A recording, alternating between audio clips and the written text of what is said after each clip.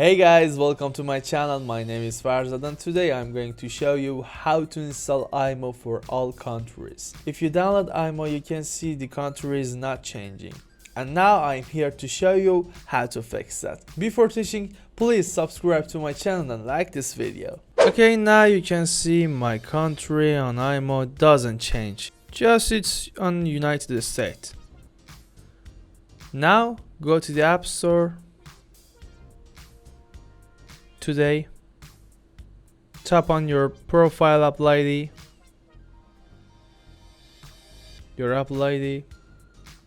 enter your password or Face ID or Touch ID.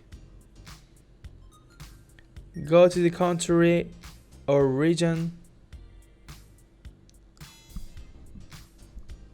change country or region, find India, tap on India. Agree again. Okay, tap on none. Street, for example, Bayer City, Florida, state,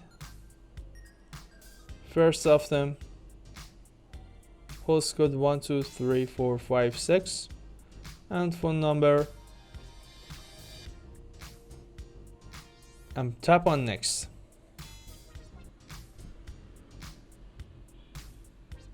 Okay, now delete the IMO